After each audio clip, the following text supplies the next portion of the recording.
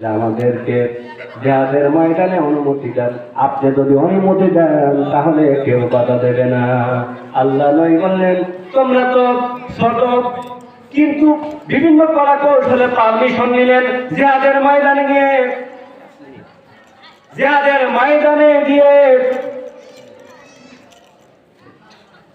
সৈন্যদেরকে বললেন, আমরা মোশামাফির সাথে যুদ্ধ করবো না, আমরা যুদ্ধ করবো আবু জেহেলের সাথে।